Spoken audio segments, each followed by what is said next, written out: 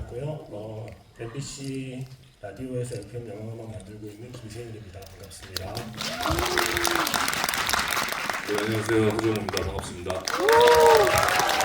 네, 안녕하세요. 반갑습니다. 강재규 감독입니다. 일단 여기 앞에 계신 두 분이 오늘 어떤 분들과 이야기를 나누는지를 좀 아셔야 될 것 같아서 잠시 조사를 하겠습니다. 26년 전 CD가 극장에서 개봉할 당시에 보시고 오늘 또 오신 분. 이분들은 99년에 극장에서 보신 분들인 거죠? 네. 그러면 그 뒤에 뭐 TV나 뭐 DVD를 통해서 한번 뭐 한두 번이든 어쨌든 영화를 보시고 오늘 다시 보신 분. 그러면 이분들은 극장에서는 처음 보신 거고요. 그 전까지 한 번도 본 적 없고 시리라는 영화를 오늘 여기서 처음 보신 분. 상당히 많네요. 네. 어쨌든 골고루 좀 섞여 있는 것 같습니다. 일단 이 객석을 가득 메우고 있는 극장 안에서 오랜만에 관객분들과 시리 얘기를 하게 돼 강재규 감독님의 좀 소감부터 좀 여쭙고 싶네요. 사실 이 영화가 99년도 영화인데 지금 한 26년 됐잖아요. 그래서 그동안에 깊은 지하 지면화에 숨어 있었거든요. 그래서 이 영화가 그래도 여러분들에게 좀 이렇게 좀 보여드리고 싶은데 보여줄 수 있는 방법이 없어서 되게 안타깝고 좀 그러다가 정말 그 극적으로 이 영화를 제작하는 회사가 삼성 영상 사업단인데 IMF 때 결국은 이 엔터테인먼트 투자를 접었어요. 그러면서 이 작품들이 그 당시 제작했던 판권을 갖고 있는 회사가 문을 닫는 바람에 이것이 지금 뭐 상영될 수 있는 기회를 도무지 찾지 못하고 있다가 작년에 이제 비로소 저희들이 그렇게 허락을 받아가지고 지금 이제 여러분들에게 보일 수 있는 이런 기회가 돼서 개인적으로는 저 집 나간 자식 어디서 지금 찾은 기분입니다. 너무너무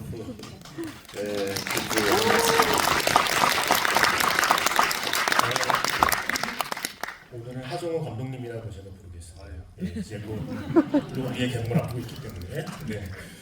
하정우 감독님은 시리를 처음 봤을 때 느낌을 기억하시나요? 그때 군대에서 휴가 나와서 보셨다는 얘기를 제가 인터뷰에서 봤던 거거든요. 저 생생히 기억합니다. 제가 99년도 2월 13일 날 개봉한 걸로 알고 있는데 그때는 제가 후반기 교육을 받고 있었습니다. 그래서 기초 군사 훈련 그때 당시 6주 훈련을 받고 후반기 훈련을 갔는데 거기 조교들이 전부 다 쉬리 얘기를 하는 거예요. 난리가 났다 그러더라고요.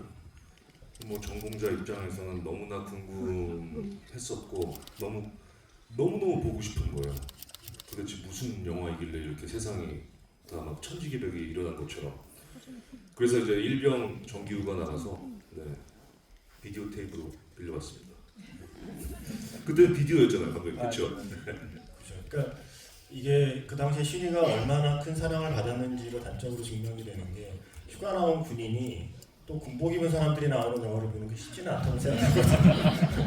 그럼에도 불구하고 그 영화를 찾아볼 만큼 이 영화는 화제였던 거고, 그러니까 기록으로만 봐도 이게 그 당시에 서울 관객 240만이에요. 그때만 해도 입장권 통합 변산망이 확실히 갖춰지기 전이라 그게 아마 2004년부터니까요. 그 전 영화라 사실 전국 관객이 정확하게 집계되지 않던 시점이고 대략 전국 관객은 620만 명 정도로 일정이 추정이고요. 정확한 관객은 서울 관객 수로 비교를 할 텐데 이게 240만이거든요. 그 전까지의 기록이 서편제에 103만인가 4만인가 그렇습니다. 그러니까 지금으로 치면 그 전에 1000만 영화가 나오고 그 흥행 기록을 깬 영화가 갑자기 2,400만을 기록한 셈인 거예요. 그러니까 그 정도의 스코어 차이가 나는 거죠. 그러니까 기존에 최고 흥행했던 영화의 기록을 2배 이상 뛰어넘는 작품이 쉬리였고 이게 그 전해인가 전전해인가에 타이타닉이 있었잖아요. 타이타닉의 기록을 깬 한국 영화입니다. 전 세계에서 자국 영화가 타이타닉의 기록을 깬 사례가 거의 없어서 제 기억에 그때 방송 3사 뉴스에 쉬리가 타이타닉을 이겼다 뉴스가 대대적으로 보도됐던 기억이 날 정도의 그런 작품이라고 일단 말씀을 드리고 싶고요. 왜냐하면 그때를 기억하지 못하시는 분들이 있을 것 같아서 실이라는 영화는 뭐 우리가 보통 이 부분을 제가 좋아하진 않습니다만 영화를 평가할 때 작품성, 뭐 오락성 이런 요소들을 이야기하잖아요. 거기에 하나 더 더하면 역사성이라는 걸 함께 품고 있는 작품이 실이라는 생각이 들어요. 그래서 오늘 뭐 관객증은 많이 봤겠지만 일단은 감독님께서도 처음에 이 실이라는 이야기가 영화 제목에 빗대어서 표현해 보면 이 영화 이야기가 감독님 머릿속에서 헤엄치기 시작한 게 언제부터인지 왜 이 시나리오를 쓰려고 마음먹고 이 영화를 만들겠다고 생각하셨는지가 좀 궁금해요. 사실 저 같은 경우에도 뭐 주변에 가족이나 이게 남북 이상 가족이 있는 것도 아니고 진짜 거의 제가 이렇게 분단된 나라에 살고 있는 한 구성원이다라는 생각을 거의 못할 정도로 무심하게 살았죠. 그렇게 살다가 제가 은행남 침대가 제 첫 번째 영화인데 이 영화 시나리오를 쓰기 위해서 그 북경에 있는 청와대학에서 제가 한 몇 달 동안 있었어요. 그때 있을 때 처음으로 북한 유학생들을 만났어요. 한 그 당시에 북한 유학생이 청와대학에 한 30명 정도가 유학을 하고 있었는데 그때 이제 그 친구들을 보면서 제가 인식이 바뀌게 된 거죠. 처음에 이제 그 친구들하고 접하면서 같이 뭐 밥도 먹고 맥주도 한잔하고 이러면서 이제 서서히 그 북한이라는 실체, 존재에 대해서 이해하게 되고 알게 된 거죠. 그러니까 우리가 생각했던 거, 그냥 우리가 고정관념 속에서 알고 있었던 그 북한이라는 이미지가 저한테는 굉장히 충격적으로 다가왔어요. 우리하고 똑같이 인간의 행복을 추구하고 사랑을 원하고 잘 살고 싶고 행복해지고 싶은 그러한 똑같은 우리의 동포고 국민이더라고요. 그래서 그런데 그 친구들을 통해서 듣게 된 몇 가지의 얘기들이 있었어요. 러브 스토리가 있었어요. 우리 남한 유학생과 북한 뭐 남학생 또는 반대 뭐 이런 식으로 해가지고 걔네들이 전설처럼 회자되고 있는 엄청난 러브 스토리나 비극적 아픈 사랑의 얘기들이 많더라고요. 이걸 해야 되겠다. 그래서 어린 넘침대 시나리오를 쓰러 갔다가 그걸 제가 품고 이 영화가 끝나고 나면 반드시 이걸 하리라 생각을 그때 했죠. 그때 이게 그 당시 한국 영화 제작비가 뭐 10억 안팎 정도로 만들던 시점에 이 영화는 처음에 계산해서 나온 게 28억 정도로 들었거든요. 일단 감독님이 시나리오를 쓰시면서 가장 시나리오를 쓰는데 영향을 크게 미친 게 혹시 예산은 아니었나요? 혹시 처음에 품었던 이야기는 훨씬 더 큰데 예산에 맞춰서 좀 줄어든 게 있다거나 아니면 나에게 주어진 예산 안에서 어떤 이야기를 풀어내다 보니 좀 새로운 요소가 추가됐다거나 지금 그런 좀 변화가 있었나요? 그런 변화보다는 사실은 아까도 말씀드린 대로 이게 원래는 제가 이걸 러브 스토리를 해야 되겠다라고 이제 처음에 생각을 했어요. 그리고 나서 은행남 침대가 끝나고 나니까 사실은 은행남 침대는 판타지지만 러브 스토리거든요. 이걸 가지고 또 러브 스토리를 만든다? 이건 안 되겠다. 그래서 이걸 장르를 심자 그렇게 생각을 하고 그때 이제 한참 뭐 여러분들은 모르시겠지만 그때 이제 홍콩 너와르가 막 이렇게 전 세계적으로 막 이렇게 굉장히 크게 흥행을 하고 있었던 시기에 우리 한국의 장르 영화들이 그때는 정착화되기 전 상황이었기 때문에 사실은 뭐 첩보라든지 액션이라든지 호러라든지 뭐 이런 좀 스릴러라든지 이런 장르가 안착되기 전이에요. 그래서 여기에다가 본격적인 장르 영화로 좀 안착을 좀 시켜서 다변화된 어떻게 보면 종합 선물 세트 같은 여러 가지 요소들이 하나의 영화 속에 있는 이런 영화를 좀 해야만 첫 번째 영화하고도 좀 변별력 있는 구성이 되겠다라고 생각을 해서 어떻게 보면 이제 조금 스타일과 장르가 좀 이렇게 업그레이드된 거, 좀 바뀐 거 그게 이제 제일 컸던 거고 그 당시에는 한국 영화들이 한 10억, 12억 정도가 순수 제작비였어요. 평균 제작비. 근데 제가 이제 이 시나리오를 쓰고 예산을 뽑아보니까 한 27억, 8억 정도가 나왔어요. 그 당시에 삼성 영상사업단이 저한테 22억이면은 제작을 하겠다. 그래서 6억의 개입이 있는데 근데 개인 투자자가 한 분 계셨어요. 그분은 30억까지 투자를 해주겠다고 했어요. 근데 제가 그걸 선택하지 않고 삼성영상사업단을 선택했어요. 이유는 삼성이 가지고 있는 인프라를 이용하지 않으면 이 돈은 50억을 갖고도 찍을 수 없는 영화라는 걸 제가 누구보다 잘 알고 있었어요.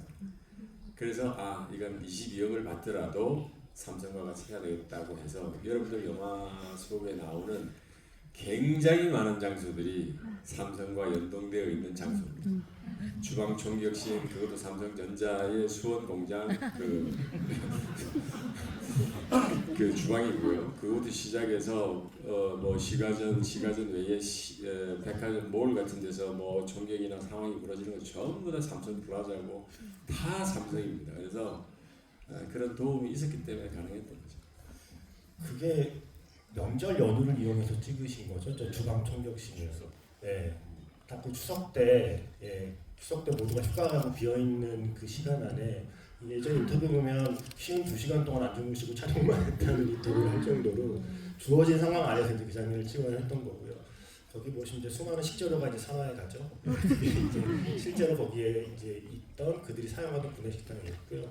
아까 비디오 테이프 말씀하셨는데 일단 영화를 하고 싶어하는 사람이기도 했지만 영화를 좋아하는 관객 입장에서 사실 그 당시에 쉬리라는 영화의 형태는 사실 처음 보는 형태의 한국 영화였잖아요. 이런 장르나 이런 규모의 영화를 사실은 관객인 저도 만난 적이 없었어서 그때의 기분을 좀 여쭤봐도 될까요? 이 영화를 처음 보고 나서 관객으로서 좀 느낀 점이랄까요? 이런 규모의 작품이 한국에서도 이제 되는구나라는 것을 처음 느꼈었고요.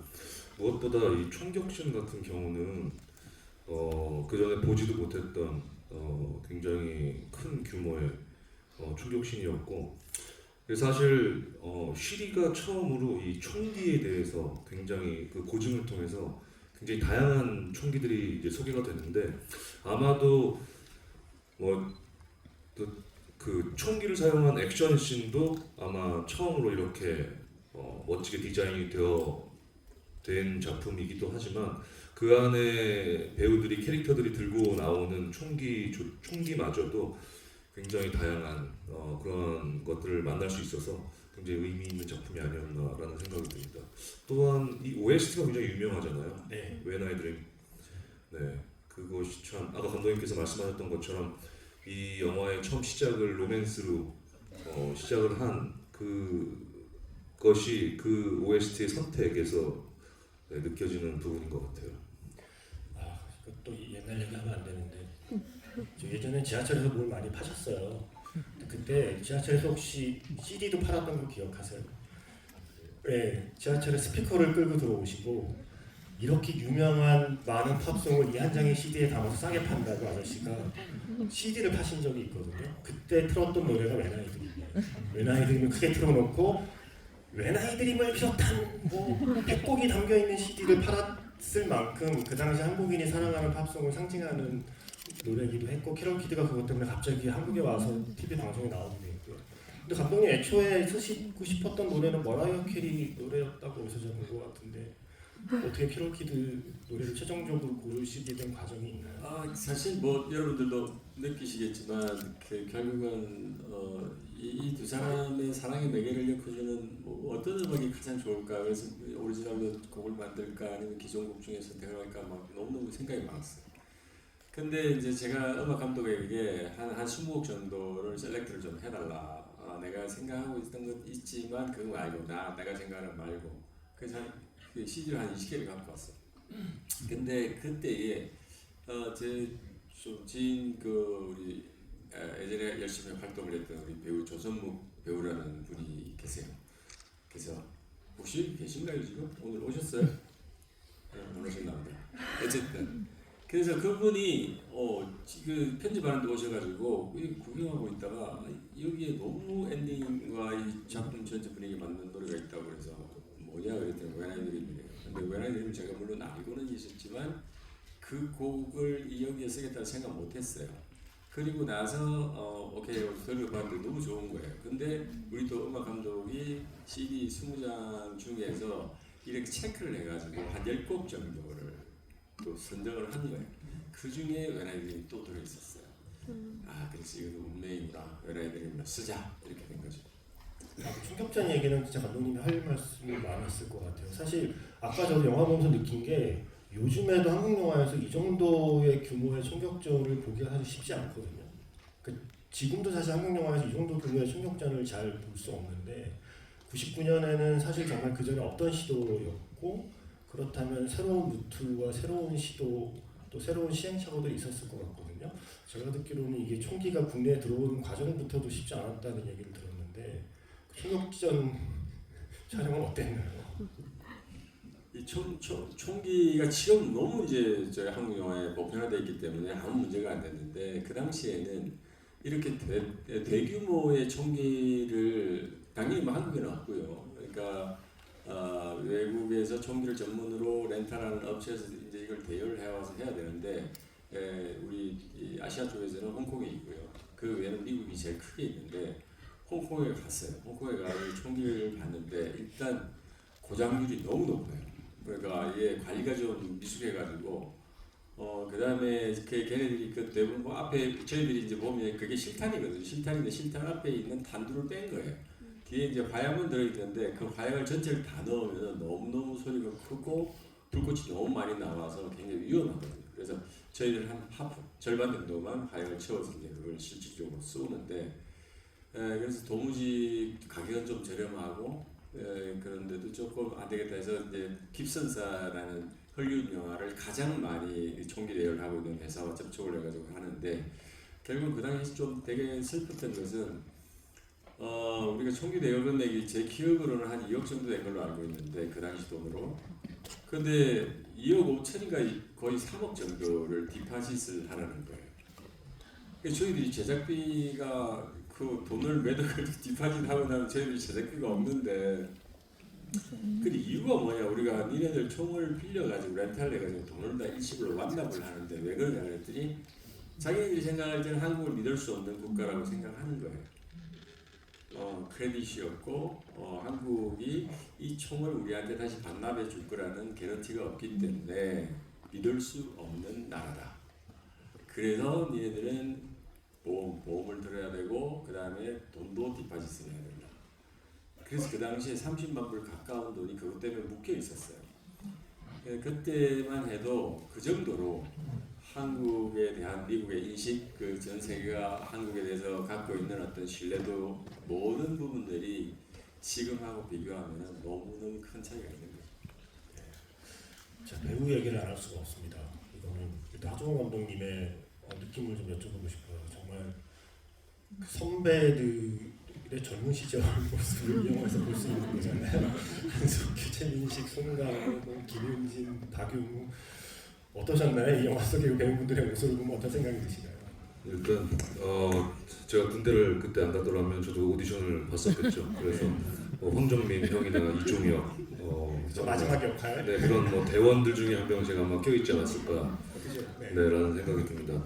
그때 당시 한석규 선배님 같은 경우는 뭐 엄청났죠. 네, 엄청났고 모든 그때는 아마 한석규 배우님 캐스팅을 하느냐 못하느냐로 아마 한 편의 그렇죠. 영화가 촬영이 들어갈 수 있느냐 없느냐가 아마 좀 정해질 정도였을 거예요.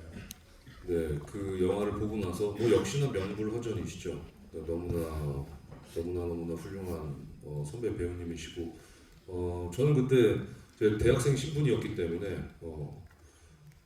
동경의 대상이었고 이러한 작품에 참 참여하신 이 배우분들이 마냥 부러웠었던 것 같아요.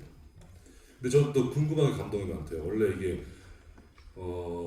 송강호 선배가 원래 그 맡은 역할이 원래 차인표 선배가 한테 먼저 갔다라는 이야기가 있잖아요. 네, 그 맞죠 그게? 네, 저도 들었습니다. 네. 근데 송강호 선배님이 하셨는데 어떻게 하다가 거기까지 가셨는지 그때 당시에 그때 송강호 선배님은 아마도 홍상수 감독님 작품에 출연한 것이 그렇죠. 돼지가 문에 빠진 그쵸 그 작품하고 그 다음에 넘버 3 D죠 이게. 그죠 예. 그 정도 영화. 근데 송강호 선배님 같은 경우는 넘버 3에서 어쩌면 코미디적인 캐릭터를 맡으셨는데 네. 이렇게 진중한 역할을 어떻게 캐스팅하셨는지 그게 저는 좀 궁금합니다.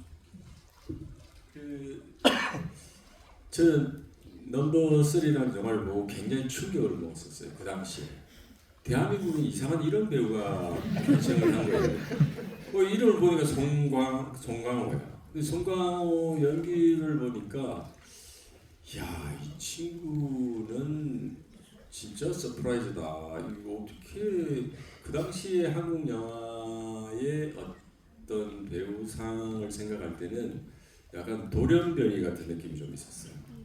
그러니까 그때만 해도 지금 이제 쉬리 때 그때만 해도 약간 현실의 리얼리티랑 영화적 리얼리티가 좀 갭이 있던 시기였어요. 일치가 별로 없었어요. 그러니까 뭔가 영화에서는 조금 과장되거나 아니면 좀 부족하거나 연기의 패턴들도 대부분 그랬어요. 근데 이게 날 연기를 그냥 보여주는 거예요. 송강호라는 사람이. 야, 이 친구의 센스는 대단하다.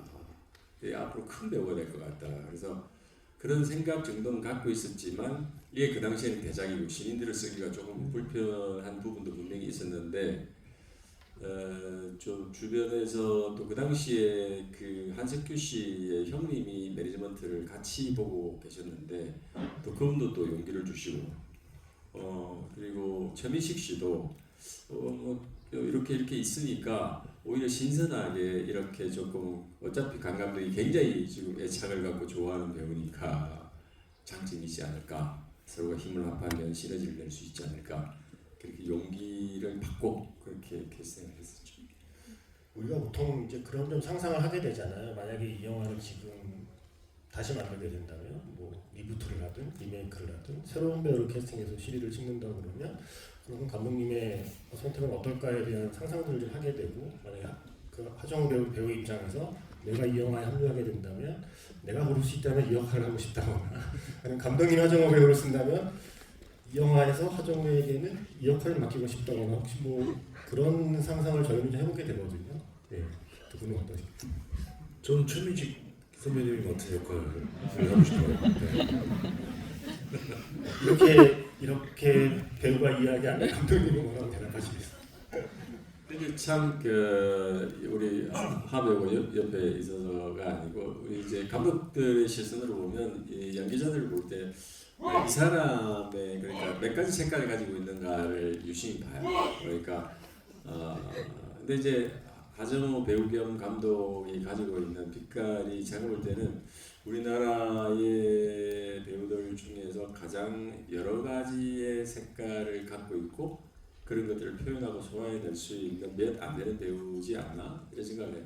사실 뭐 그게 멜로든 추격자의 그런 사이코패스든 뭐 이게 공몰이든 새침대기든 뭐 이렇게 그동안에 하정우 씨가 이렇게 연기의 패턴들을 쭉 보면요 이게 굉장히 멀티해요.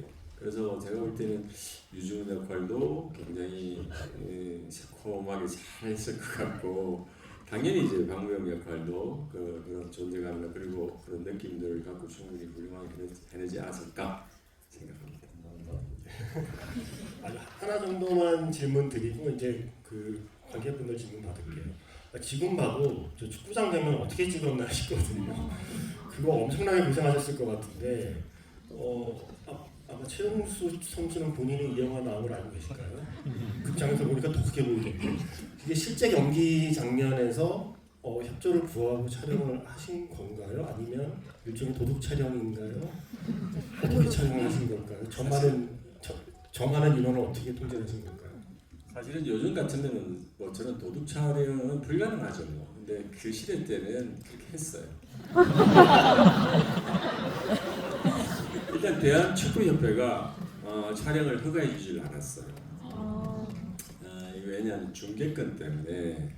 그래서 그 당시에 KBS가 중계권을 갖고 있었기 때문에 그래서 제가 KBS 기자한테 통해서 후배 기자를 통해서 KBS 카메라에 붙이는 스티커를 한 5개 정도. 헐.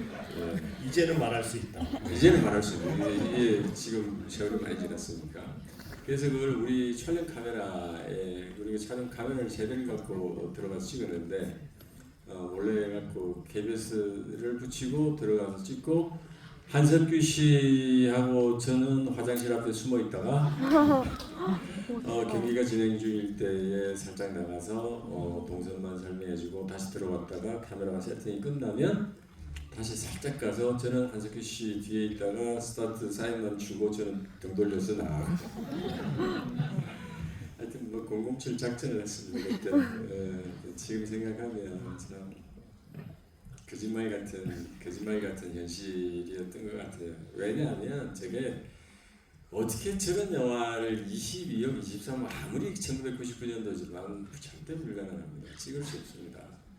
그러니까 그 당시에 CG 기술이라든지 미니어처 뭐 등등이 굉장히 열악한 시기였기 때문에 왜냐하면 저런 장르들을 거의 정말 저렇게 다양한 특수 효과가 진행되는 촬영들이 저렇게 있지 않았어요.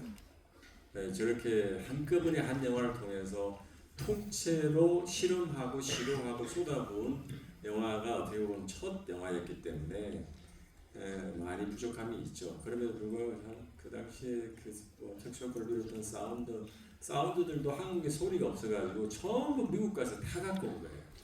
그 정도로 발로 뛰고 손으로 뛰고 남의 거 뺏겨오고 훔쳐오고 그렇게 해서 만들어진 게 쉔입니다. 네. 그래서 영화 보시면 그 축구장 장면에서 이렇게 배우를 쳐다보는 분들이 잡혀요. 아니 저 사람 한석규 같은데 안 네, 이런 분들이 실제로 이 영화 속에 잡히기도 하고요. 지금 예상 말씀하셨는데 그러니까 다이하드라는 브루스 윌리스 영화가 제 기억에 88년 영화인가 그렇거든요. 이 영화보다도 10년 전 영화죠. 그리고 이게 미국에서도 저예산 영화로 저예산인데 많은 흥행을 기록한 영화로 유명한데 그 영화의 그러니까 80년대 그 당시 제작비가 2,800만 달러니까 우리 돈은 지금 돈으로 치면 400억 정도 되는 거예요.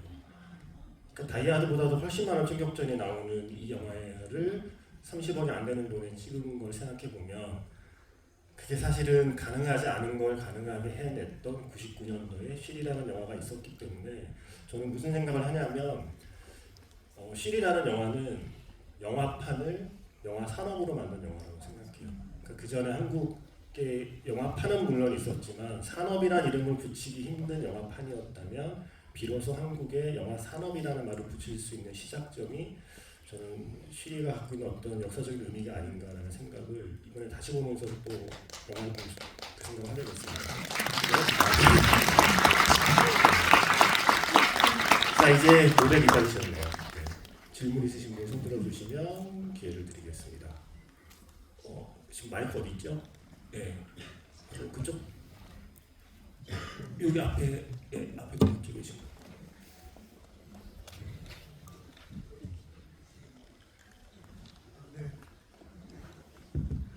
예, 제가 궁금했던 거는 사실 그 강재규 감독의 데뷔작이었던 은행나무 침대에서의 뭐 황장군 캐릭터라든지 아니면 이제 쉬리에서 나오는 한석규 군 캐릭터, 뭐 태극기 휘날리며에서 나왔던 뭐 주인공 두 분, 그리고 뭐 마이웨이의 장동건 씨, 그리고 1947 보스턴에서의 하정우 씨까지 강재규 감독님의 작품에서는 항상 뭐라고 할까 그 사람의 휴머니즘을 되게 독특하게 담아내는 감각이 있다라는 느낌이 항상 들어요. 강재규 감독님의 작품에서만 느낄 수 있는 다른 한국 작품에서 느껴지지 않는 그런 독특한 사람의 휴머니즘을 담아내는 어떤 그런 감각이 있다고 느껴졌었는데 그런 거를 어떤 마인드로 이제 작품들에 담아내시고 그런 걸 어떻게 지금까지 이렇게 유지시키고 발전해 오셨는지 그런 것들이 조금 궁금합니다. 여기에 대해서는 두 분 모두의 대답이 저는 궁금하네요. 그러니까 감독님의 대답도 궁금하고 배우이자 작가로서 지금 말씀하신 감독님의 작품에서 그런 색깔들을 어떻게 생각하시는지 좀 궁금합니다. 첫째는 제가 좀 촌놈이라서 그런 게 좀 있고요. 두 번째는 제 영화의 주인공들이 다 착한 사람들인 것 같아요. 그러니까 원연중에 제가 그런 데 대한 약간 그 강박성이 있지 않나? 좋은 사람을 통해서 좋은 얘기를 하고 싶은 것들에 대한 것 그런 생각이 원연중에 자리 잡고 있지 않나? 그래서 주인공이 좀 반듯하고 가정을 위하고 사랑이라는 가치를 소중하게 여기고 뭐 이런 데 대한 뭔가 이렇게 갇힌 생각이 있나 이런 생각을 좀 최근에 와서 좀 하게 돼요.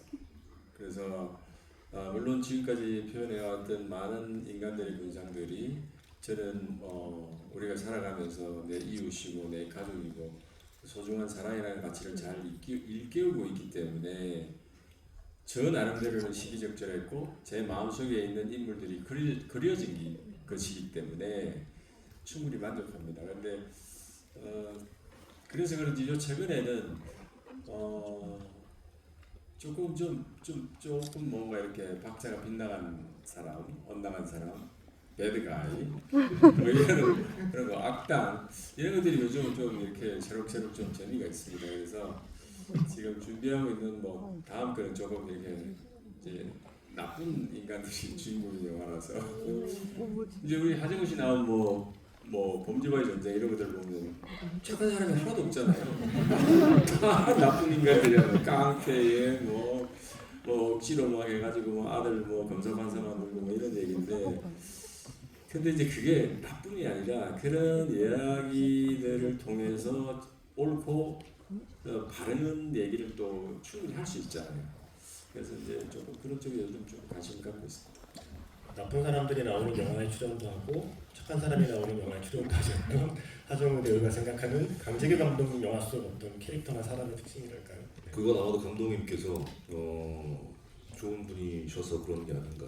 어떤 그러한 시선으로 세상을 바라보고 또 그런 이야기를 또 하고 싶어 하시는 게 감독님께서 좋은 분이시고 굉장히 건강한 분이시고 또 한편으로는 굉장히 로맨틱한 분이셔서 감독님께서 그 동안 만드신 그런 작품들 속에서의 캐릭터들을 보면 아마도 그러한 감독님과 굉장히 닮아 있지 않았나라는 생각이 들어요.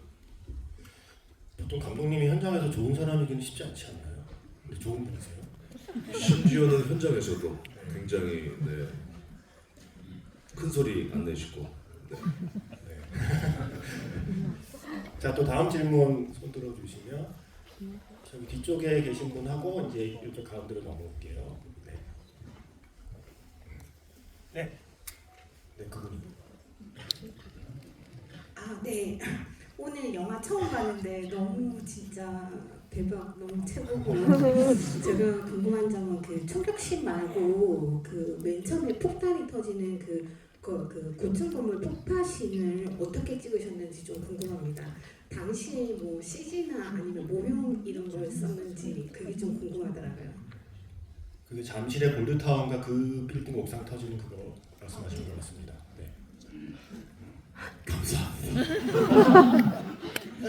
제가 우스갯소리로 그 당시에도 그렇고 가끔 재개봉한다고 하니까 제 동료나 주변에 있는 사람들이 야 그 헬기 그 삼성 그 자막 좀 못 찍으니? OP 헬기인데 왜 자꾸 삼성이 뒤에 나오니? PPL 너무 세게 받았구나. 그래서 이제 그 우스갯소리하고 두 번째는 그 건물 폭파 얘기를 합니다. 그래서 지금 봐도 오늘도 이제 영화를 보고 이렇게 했는데 정말 어디 낯이 뜨거워가지고 숨고 싶은데 그 당시에 정말 많은 갈등을 했거든요. 그러니까 이걸 그냥 전체를 드러낼까? 근데 그 당시에 정말 저희 재촬영을 하면서 그 당시에 우리 기술로서는 그거 이제 그 건물을 미니어처로 만들어서 이렇게 촬영을 했던 건데 그 당시에 기술력의 한계가 거기까지밖에 안 되더라고요. 그래서 그 당시에도 조금 영화를 좀 까칠하게 보는 분들은 이게 좀 어색하다 이거. 그런 목에 튀지 않니? 뭐 이런 얘기도 좀 들었었는데 안타까움이 좀 있습니다. 제가 생각하는 오게티는 폭파 장면보다 그 터지기 직전에 이제 폭탄을 찾아내잖아요. 그 전까지 어떤 장비로도 탐지할 수 없는 폭탄이라고 분명히 있었는데 그걸 바로 찾아내더라고요. 찾아내자마자 터지더라고요. 그런 오게티는 있다. 그랬던 시절이 나라는 생각을 해봅니다. 네, 그 뒤에 계신 분 기회 드리고. 네, 감사합니다. 연출을 원 시나리오에 있었는데 촬영을 하시면서 혹은 편집 작업을 하시면서 삭제하신 장면이 있는지 궁금하고 또 CD 블루레이를 혹시 출시하실 계획이 있으신지 궁금하면서 말해봅니다. 제가 그러니까 마이웨이 때부터 제가 조금 촬영을 해놓고 전체 씬 오미스를 한다든지 뭐 사용하지 않은 것들이 꽤 발생을 좀 했던 것 같아요. 마이웨이 장수상에 저희 1947 보스턴까지. 근데 이제 그 이유를 제가 고스란히 생각을 해보니까 그 세 편은 다 우리 다른 작가님들이 또는 다른 회사에서 기획한 작품을 제가 받아서 또 작가랑 약간의 각색을 거쳐가지고 작품을 한 것들이 그러니까 은행 남친대 쉬리 태극기 같은 경우는 제가 직접 시나리오를 쓰고 제가 하다 보니까 씬을 찍어놓고 버린 게 거의 없어요. 그러니까 찍힌 대로 편집했고 그러니까 누수가 별로 없었던 거죠. 그러니까 어떻게 보면은 시나리오 단계에서부터 굉장히 스스로 검열 과정을 심의 과정을 좀 엄격하게 하지 않았나? 그 다음에 시나리오를 편집 수준으로 시나리오를 쓰지 않았나? 제가 너무 조감독 때부터 우리 한국 영화는 그 당시에 제가 조감독을 할 때는 한국 영화가 진짜 평균 제작비가 제일 제가 조감독해서 처음 들어갔을 때 평균 제작비는 1억에서 1억 5천이었어요. 그리고 저예산으로 조금 그 뭐 공포 영화 뭐 이런 것들은 7천만 원의 영화를 찍었어요. 그런 시절이고 필름이 23,000피트가 맥스였어요. 그러면 우리가 러닝 타임이 보통 한 18,000 정도가 돼야 러닝 타임이 되는 겁니다. 그러면 거의 1대1, 1대2로 찍는 거예요. 그럴 정도로 필름을 제대로 쓰지 못하는 그 정도의 열악한 환경에서 조감독 생활을 하고 아껴야 되고 절대 낭비를 해서는 안 되고 밤을 새더라도 촬영을 끝내야 되고 이런 데 대해서 제가 너무 익숙해져 있었던 거예요. 그 스트레스가 결국은 은행납침대나 쉬리 태극기 하면서도 쉬리 때는요 제가 아까 말씀드린 총탄 있잖아요. 총알을 제 특수효과에서 나눠준 게 아니고 제가 나눠줬어요. 그러니까 주인공은 10발, 그 다음에 좀 카메라에 좀 많이 나오는 것은 뭐 5발, 뒤에 있는 조금 이제 카메라에 덜 노출되는 분들은 뭐 3발 이런 식으로 총알을 제가 나눠줬어요. 그러니까 한 발 한 발이 만약에 우리가 총알이 부족하면 촬영 도중에 그것을 재신청해가지고 한국에 들어와야 되는데 그게 촬영이 끝날 때까지 들어오리라는 보장이 없는 거예요. 이게 민감한 수입품이 되다 보니까 이게 세관에 걸리게 되면 이게 몇 달이고 안 될 수 있는 거죠. 그러니까 촬영 끝날 때까지 이것은 터키에서 절대로 관리 못할 거다. 내가 해야 되겠다. 그럴 정도로 했기 때문에 아마 그런 누수는 별로 없었던 것 같아요. 두 번째 질문은 블루레이. 그러니까 이게 저작권 문제가 해결돼서 이제 그런 블루레이 같은 것도 다시 낼 수 있게 된 건지. 예, 가능합니다. 그래서 그것도 지금 생각하고 있습니다. 네. 또 질문 있으신가요? 저쪽으로 넘어가 주시겠어요? 그 뒤로 갈 수 있을 수 있죠. 예, 네. 저기 맨 뒤에 계신 분하고 앞쪽으로 내려볼게요. 네. 가운데 분, 네. 저 어차피 뭐 누군지 모르고 막 그러니까 특히 아무나 주셔도 상관은 없어요. 네.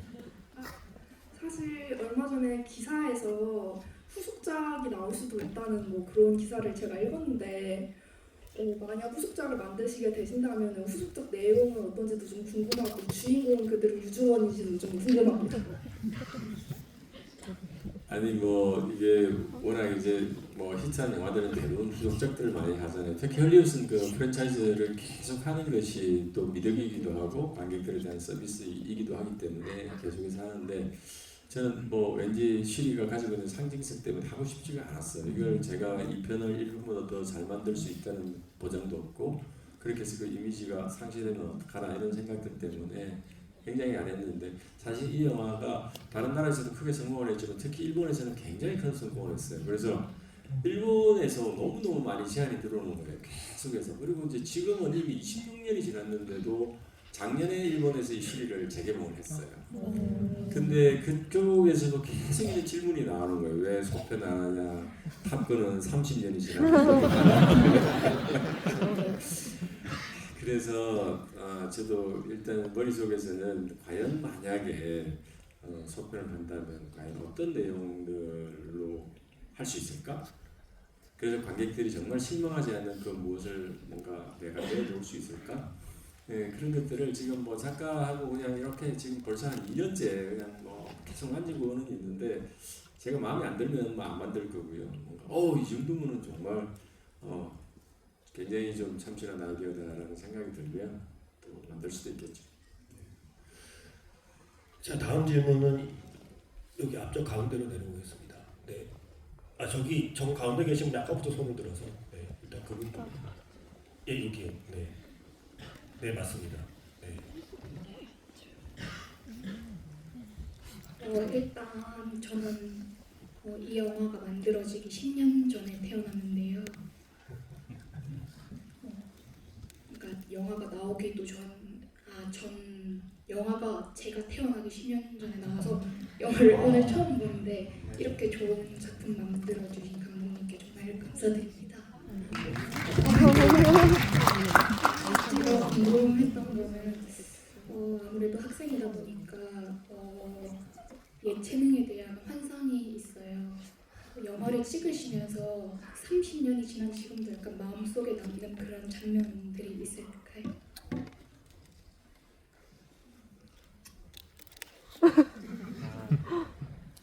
글쎄요.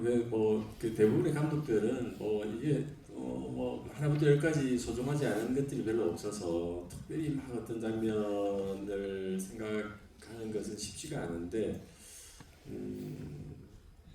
제가 그 OP라고 나오잖아요. 그 OP가 삼성의 STS라는 어떻게 보면 우리로 치면 보안 시스템이 실제로 그 보안 시스템의 장비를 기본적으로 베이스에 두고 저희들이 업그레이드 시켜가지고 촬영을 했던 거거든요. 근데 거기하고 옆에 있는 발전소, 변전소를 같이 촬영을 했는데 15일을 정확하게 찍었어요. 15일을 거기서 찍는데 매일 이제 낮에는 거기도 근무를 해야 되니까 그분들이 퇴근하는 시간부터 출근하는 시간까지가 저희들이 이제 촬영할 수 있는 시간이에요.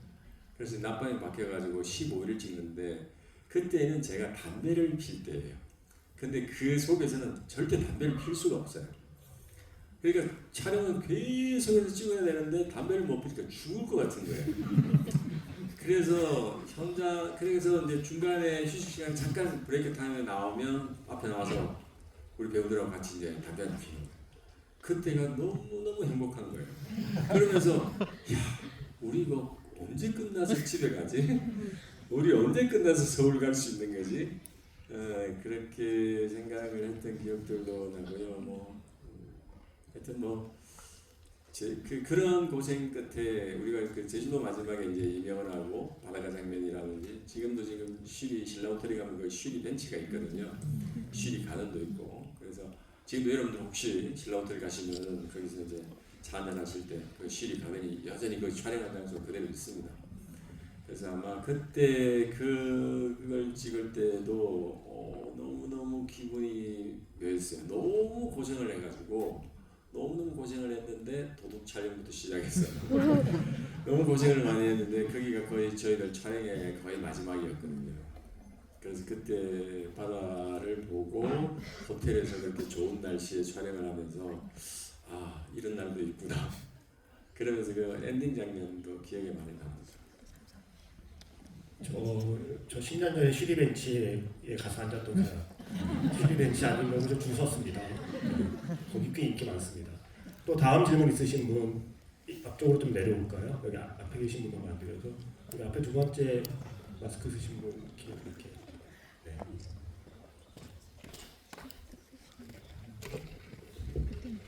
안녕하세요. 정혜윤이라고 합니다.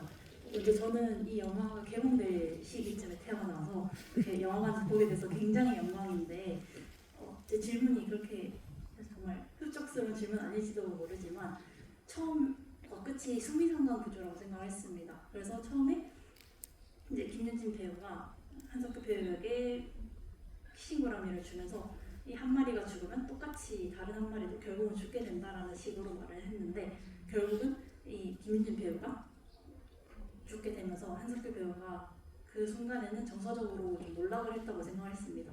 근데 마지막에는 다시 제주도에 있는 그 명아에게 가서 키싱고라미를 주는 장면으로 끝이 나는데 이 키싱고라미를 다시 건네주는 장면에 숨겨진 의도가 있는지 여쭤보고 싶었습니다. 감사합니다. 제가 이제 키싱구라미가 사실은 그게 키스를 하는 물고기긴 하지만 실질적으로 걔네들이 싸우는 거거든요. 감동 파괴. 부부 싸움. 근데 진짜 그래도 너무 신기하게도 그 물고기 저희들이 이제 제가 그 수족관을 설정을 하면서 물고기 공부를 좀 했는데 이렇게 실질적으로 보니까 너무 그 싸우는 모습인데 제가 볼 때는 너무너무 사랑스러운 거예요 그 모습이. 그래서 이것을 우리 주인공들의 사랑이 거기다가 한 마리 죽으면 그도 막 물이 차서 죽고 하는 것들이 이제 일단은 얘기를 듣고 나니까 참 물고기지만 어쨌든 굉장히 애틋하고 순수한 사랑이 느껴지는구나라는 생각을 해서 이루어질 수 없는 그런 아픈 그런 사랑의 두 사람의 얘기가 어떻게 사랑한 사람이 먼저 간다고 해서 막 복수에 물이 차고 이렇게 해서 물고기인데 그렇게 죽을 수 있을까? 이 두 사람의 사랑만큼 절실하고 아름다운 사랑을 상징하고 있지는 않을까? 그렇게 생각을 해서 설정을 하게 됩니다. 네. 또 질문 있으신 분 빨리빨리 얘기해 주세요. 여기. 네. 저기. 네. 지금 돌아보신 분. 네. 저 그냥 막 고르고 있습니다. 네. 네, 맞습니다. 네, 감독님께 질문 드리겠습니다. 그 명작은 전개와 결말을 알고 있어도 다시 찾게 된다는 말이 있는데 이 영화 전체적인 부분 중에서 감독님께서 제일 이 부분은 굉장히 너무 만족스럽게 찍혔다 이런 장면이 있으신지 궁금합니다.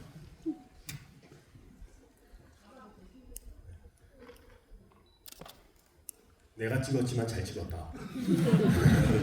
사실은 그건 아닌데 제가 이제 시나리오를 쓸 때부터 생각했던 것 중에 하나는 처음 영화를 시작하고 5분이었어요.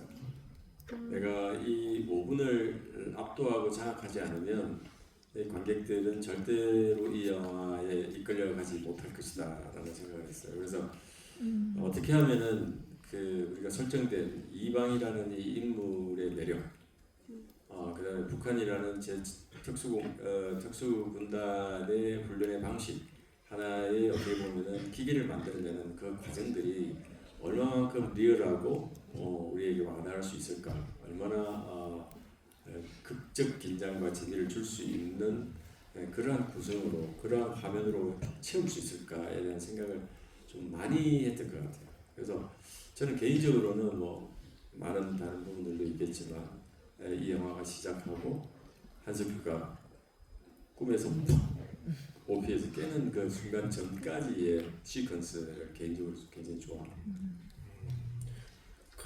사실 여기 있는 우리는 시나리오를 갖고 만든 영화만을 보잖아요. 근데 여기서 원래 감독님은 시나리오 작가로 시작을 하셨고 그리고 본인이 쓰신 시나리오로 영화를 만드셨고요. 그 시나리오를 직접 본 분은 하정우 배우님밖에 없어요. 그래서 실제로 강재규 감독님이 쓰신 시나리오를 배우의 입장에서 봤을 때 느낌이 좀 어떤지도 좀 궁금하기도 하고요. 그 시나리오를 또 쓰시고 연출하는 입장에서 강재규 감독님의 시나리오나 강재규 감독님의 연출을 보면서 뭔가 좀 우리가 느끼지 못하는 걸 좀 느끼실 수 있지 않을까라는 궁금함이 좀 들거든요. 네. 일단 섬세한 느낌이 일단 첫 번째 들었던 것 같아요. 마치 소설책을 읽는 듯한 느낌이었고 지문의 묘사가 굉장히 디테일하게 잘 돼 있어서 제 기억으로는 그 보스턴 1947이 실화이고 어느 정도 알려진 이야기였지만 그것을 감독님께서 영화적으로 각색하는 과정에서 재탄생시키는 그 과정에서 굉장히 한 편의 명작 소설을 읽는 듯한 그런 느낌을 받았었어요. 그 감독님께서 아까 좀 전에 말씀하셨던 초반의 그 시퀀스에 대해서 신경을 쓰시고 거기에 왜 힘을 줘야 하는지에 대해서 그 후배 연출자 입장으로서는 굉장히 큰 거 하나 배운 것 같은 느낌도 들었었고 감독님께서 그 전에 찍었던 작품들을 보면 맞아요. 그 영화의 초반부가 굉장히 강렬하고 힘이 있다라고 생각이 드는데 현장에서 그냥 로맨틱한 그런 대가의 감독님께서 정말 현장을 진두지휘하실 때 그 순간순간이 굉장히 큰 배움의 장이 아니었나 라는 생각이 듭니다. 지금 갑자기 하정우 배우님 그 전에 인터뷰가 생각이 나요. 그 보스턴 출연하실 때 나 이제 좀 출세했구나 싶다라는 생각을 하셨다고 2003년쯤에 고깃집에서 저희 다른 스태프가 뭐 앉아 있는 감독님은 원팔치에서 봤던 기억이 있었는데 내가 드디어 이분 작품에 출연한다라는 그런 느낌을 말씀하셔서 갑자기 그때 인터뷰가 생각나네요. 그런 존재였나요? 감독님은 어떤 존재예요? 왜냐면 여기 영화 나오고 10년 뒤에 태어난 분도 있어서 강재일 감독님의 그 시절의 무기상을 잘 모르실 수 있을 것 같아서. 네. BTS 같은 느낌이었어요. 저는 감독님의 대학 후배이자 어렸을 때 감독님의 작품들을 보면서 또 이렇게 의미 있는 또 쉴이라는 작품으로 굉장히 저에게는 큰 나침반 또 큰 꿈을 꿀 수 있는 그런 작품이라고 생각을 해왔었거든요. 그때 당시에. 그랬을 때 시간이 지나서 감독님과 작품을 하게 되었다라는 그것이 저에게는 굉장히 큰 영광이었고 또 큰 기쁨이었고 그때 제가 인터뷰에서 말씀드렸듯이 굉장히 출세했구나라는 게 딱 얘기할 수 있었습니다. 그렇게. 그게 아까 쉬리의 그 담겨있는 역사성이라고 생각이 들어요. 쉬리라는 작품이 자체가 작품이 갖는 힘도 있지만 쉬리라는 작품으로 한국 영화 산업의 어떤 페이지를 새로 넘기신 감독의 작품에 내가 함께할 수 있다는 데서 오는 어떤 나 출세했구나라는 느낌에는 그 느낌까지 함께 담겨있는 게 아닌가라는 생각이 듭니다. 시간이 많이 지나서 한 분 정도 마지막으로 진짜 이 질문 안 하면 잠을 못 자겠다는 분만 손 들어주시고 나머지 내려주시겠어요? 네, 일단 마이크에 제일 가까운 통로에 계신 분께 마지막 기회를 드리겠습니다. 네, 안녕하세요. 저는 오늘 쉬리 처음 봤는데 너무 재밌게 잘 봤습니다. 감사하고 그리고 30여 년 전쯤에 감독님이 이 쉬리라는 영화를 제작할 당시에 남북 관계에 대해서 뭔가 담고자 하는 메시지가 분명히 있었을 거라고 생각해요. 근데 지금 많은 시간이 지나면서 여러 사건들이 있었고 상황도 많이 변했을 텐데 오늘 집이 지금 키워드가 새롭게 보다인데 저처럼 쉬리를 지금 처음 보는 관객이 뭔가 2025년에 이 쉬리를 보면서 얻었으면 하는 새로운 시각이 있다면 말씀해 주시면 감사하겠습니다.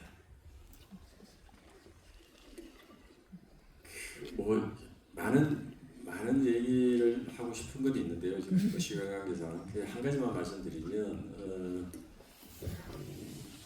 지금 이제 여러분들이 사실 너무 지금 우리가 특히 우리 젊은 세대들이 살아가기가 참 팍팍합니다. 굉장히 너무 힘들고 어려운 상황들이라는 걸 너무 잘 알고 있기 때문에 근데 거창하게 통일 남북 화해 협력 이런 것들 얘기하면 굉장히 먼 나라 얘기처럼 그리고 나하고 직결되지 않는 얘기처럼 느껴지실지 모르지만은 저는 개인적으로 우리의 미래가 거기에 있다고 생각을 합니다. 지금 우리나라의 성장이나 모든 것들이 지금 앞으로 과연 어떻게 더 미래지향점을 향해서 이렇게 발전해서 갈 수 있을까? 한계에 봉착된 게 아닐까? 등등 여러 가지 썰들이 많이 나오는 거죠. 이런 상황에서 과연 우리의 돌파구가 어디에 있을까? 저는 우리 위쪽에 있는데 좀 더 애정과 관심을 가져야 된다. 근데 사실은 이게 그 시작은 우리가 알고자 해야 돼요. 이 사람들이 어떤 사람들이고 그래서 같이 축구도 하고 같이 밥도 먹고 같이 공연도 하고 같이 영화도 찍고 이렇게 해서 가까워져야 되는 거예요. 그러면 이해할 수 있게 돼요. 그래서 제가 아까 이 영화를 처음 26년 전에 기획할 때에 이 사람들을 내가 잘못 알고 있었네. 나는 다 이상한 이념을 갖고 자본주의 놈들은 다 때려 부숴야 되고 죽여야 되는 사람이라고 생각을 했는데 우리하고 90%가 일치하고 있더라는 거죠. 이제 우리는 지금 그런 인식들을 못하고 살잖아요. 그래서 제가 볼 때는 진짜로 새로운 대한민국이 기회의 땅을 만들기 위해서는 우리가 뭔가 다른 시선이 필요하다. 거기에 우리의 북쪽에 있는 북녘에 있는 우리 북한이 아닐까 이런 생각이 듭니다. 그래서 이 영화도 그런 메시지를 담고 있지만 아마 이 영화를 계기로 해서 여러분들도 북한에 대한 인식, 앞으로 우리 민족에 대한 미래 이런 것들을 조금 더 포괄적으로, 조금 더 긍정적으로 좀 생각해볼 필요는 있다 이런 생각이 좀 듭니다. 제가 감독님 만나면 꼭 여쭤보고 싶은 게 있었는데 그게 저의 마지막 질문이 될 것 같아요. 마이웨이 무렵의 인터뷰인데 은행나무 침대는 내가 가장 즐겁게 만들었던 작품입니다. 다음 영화 준비도 신났고요. 쉬리부터는 솔직히 그만큼 즐겁지는 않았습니다. 태극기 휘날리면 더했지요. 개인적인 욕망을 이루는 것과 행복은 다르다. 그러니까 강재규라는 이름값을 하느라 엄청나게 짓눌렸다라는 부담감을 마이웨이 무렵에 말씀을 하셨었어요. 그리고 그 전에 인터뷰를 보면 내가 만들고 싶은 영화를 만드는 것도 중요하지만 한국 영화 산업에 의미가 있는 작업을 내가 앞장서서 하는 것에 대한 책임감도 많이 말씀하셨고요. 그래서 그 시간이 좀 지나서 지금은 이 영화를 대할 때 어떤 느낌이신지도 좀 궁금하기도 하고요. 예, 그게 저희 마지막 질문입니다. 제가 조금 전에 이제 이관 말고 다른 나라에서 봤거든요. 근데 봤는데 저도 이제 물론 작년에 일본에서 개봉할 때 한번 봤습니다. 그리고 나서 또 한국에서 이렇게 개봉할 때 또 관객들과 같이 섞여서 보니까 오늘 보니까 좀 재밌더라고요. 제가 이 영화 기술 시사할 때 지금도 기억나거든요. 제가 집사람한테 집에 가가지고 나는 영화를 이제 하면 안 될 것 같아. 근데 그 감각정이 제가 태극기 때도 기술 시사 첫 시사를 하고 나서 제 영화가 너무 재미가 없어가지고 이게 나는 이제 감독으로 끝났어. 나는 이제 더 이상 영화 하면 안 돼. 근데 이제 그런 정도의 심정이었거든요. 그러니까 이제 돌이켜서 생각을 해보니까 그 마음의 짐이 부담이 너무너무 컸던 것 같아요. 뭔가 내가 어떤 영화를 찍어서 즐겁고 행복한 이런 문제가 아니라 우리나라의 영화가 이런 단계를 거쳐서 어떤 단계로 발전해 가야 되고 뭐 이런 데 대한 어떻게 보면 조금 글쎄요 여러분들 입장에서 좀 이해가 안 되는 아니 무슨 독립투자도 아니고 저 양반은 왜 그런 생각을 하지? 근데 그 시대 때는 그런 점이 있었어요. 지금은 너무나 다 훌륭한 감독들 배우들이 나와서 토양 위에서 많이 성장했고 자기의 개성을 마음껏 뽐내던 그런 시대가 지금 왔기 때문에 그런 감독이 필요가 없죠. 그런 책임감, 의무가 필요 없어요. 그냥 자기의 개성을 잘 실현하면 되는 거죠. 근데 그때는 뭐 특별히 애국해서가 아니라 그런 데 대한 어떤 그 강박증 같은 것들이 굉장히 컸던 것 같아요. 근데 이제 비로소 지금 보니까 재밌는 거예요. 그래 고생했네. 그때 기술력과 그때의 상황으로 그래도 진짜 이 양으로 최선을 다했네 이런 생각이 드는 거죠. 그래서 그런 여러 가지 생각이 듭니다. 지금 말씀에는 저도 박수가 저도 나오고 말씀을 드리니까 제 마음이 약간 좀 편해지는 게 있어요. 예, 나의 이름값을 해야 된다는 부담감에 시달렸다가 인터뷰를 보는 게 관객 입장에서는 오히려 제 마음이 무거워지는 게 있었거든요. 그래도 이제는 나의 작품을 재밌게 보신다는 말씀에 다행이다 라는 생각을 좀 하게 되네요. 이제 좀 마무리 인사를 부탁드려야 될 텐데 그렇게 싸운 토양 위에서 작업을 해오신 그리고 이제 새 영화 로비에 개봉을 앞두고 계신 우리 하정우 감독님 오늘 이 지부에 함께한 소감도 마지막으로 여쭙고 싶네요. 네, 일단 감독님과 또 함께한 이 자리 초대해 주셔서 너무나 감사드리고 개인적으로 굉장히 기억에 남을 만한 오늘이 될 것 같습니다. 쉬리를 보면서 꿈을 꿨고 또 쉬리를 생각을 하면서 배우의 꿈을 또 꿨고 또 그러한 작품에 출연하고 싶은 그런 마음을 가지고선 지금까지 달려왔던 것 같아요. 그게 토양이 되어서. 그래서 너무나 감사한 자리고 이렇게 감독님과 같이 이야기 나눌 수 있음에 너무나 감사하고 큰 영광이었던 자리라고 생각이 듭니다. 감사합니다. 이게 오늘 생각보다 저는 사실 예전에 봤던 기억을 떠올리면서 오늘 보실 분들이 되게 많을 거라고 생각했었거든요. 근데 아까 질문하시는 거를 보셨겠지만 감독님께서도 오늘 처음 보는 젊은 관객이 굉장히 많아서 저도 좀 깜짝 놀랐고 약간 신선한 충격이었거든요. 직접 영화 만드신 감독님은 더 좀 감회가 새로울 것 같아서 오늘 이 자리에 함께해 주신 관객분과 대화를 나눈 마지막 소감을 좀 여쭙고 싶네요. 네. 뭐 무엇보다도 지금 자기가 거의 다 찾는데 어쨌든 참 26년 전 영화를 이렇게 다시 보러 극장에 와주신다는 게 결코 이게 쉬운 일이 아니거든요. 근데 하여튼 뭐 여기 계신 분들한테 진심으로 진짜 감사를 또 드리고, 그다음에 흔쾌히 사실 지금 그 로비 영화가 3월 4일일까요? 4월 지금 2주 남았어요. 지금 너무 바쁠 때거든요.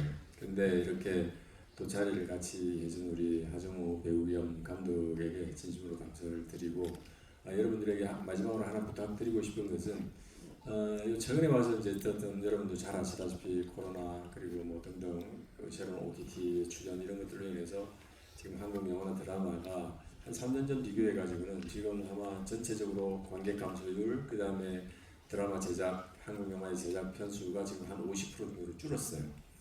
그 정도로 지금 굉장히 새로운 위기 국면에 있는데, 저는 뭐 당연히 저력 있는 우리 관객들이 있고 한국 영화를 사랑하고 한국 드라마를 아껴주는 많은 분들이 계시기 때문에 분명히 분발해서 저희 영화인들 또는 우리 또 드라마를 만드는 많은 우리 스태프들, 연기자분들이 아마 이 상황을 잘 극복해내지 않을까라는 생각은 하는데, 그럼에도 불구하고 이럴 때는 여러분들 회초리보다는 조금 더 격려해주는 여러분들의 따뜻한 응원이 필요한 시기입니다. 그래서 여러분들 많이 좀 응원해 주시기 바랍니다.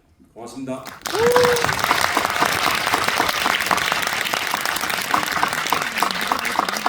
저는 1999년에 이 일을 시작했어요. 그러니까 제가 쉴이랑 정확히 그 시작 시기가 같거든요. 1999년에 영화 기자를 시작해서 뭐 이런저런 거쳐서 지금 이 일을 하고 있는데, 그러니까 저는 제가 처음 이 한국 영화계의 어떤 한쪽 구석에서 일을 시작할 때 쉴이가 처음 나왔던 거죠. 그래서 사실은 그 전의 어려움을 잘 모르는 어쩌면 첫 번째 세대입니다. 물론 뭐 그때가 처음 시작되는 시기라 여러 어려움은 물론 있었겠지만 그 전에 제가 상상도 하지 못하는 어려움이 어느 정도 극복된 뒤에 제가 이 일을 시작하게 된 거죠. 지금 갑자기 생각난 게 제가 오늘 영화에서 본 대사인데 오스카 와일드가 했던 말이라고 그러잖아요. 시궁창 속에서도 우리 중에 누군가는 별을 바라본다라는 말을 되게 좋아하거든요. 그때 한국 영화가 시궁창이라는 말이 아니고요.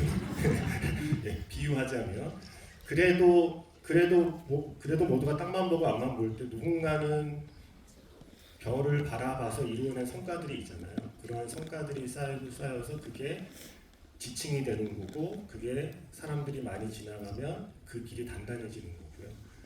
저는 쉴이가 지닌 어떤 역사성을 다시 한번 확인하게 되는 관람이었다고 생각해요. 그래서 다시 한번 그때 그런 책임감을 발휘하셔서 아무도 시도하지 않았던 장르에 새로운 시도를 해주신 감독님께 다시 한번 감사의 말씀을 드리고요. 감독님이 말씀하신 것처럼 개봉 2주 앞둔 감독이 얼마나 바쁜지를 누구보다 잘 아시기 때문에 아까 고맙다는 말씀하셨는데 새 영화 로비의 그 개봉을 앞두고 있는데도 오늘 함께해 주신 하정우 감독님께도 감사드리고요. 무엇보다 이 영화의 가치를 잊지 않고 이 자리에 함께해 주신 여러분께 진심으로 감사드립니다. 고맙습니다.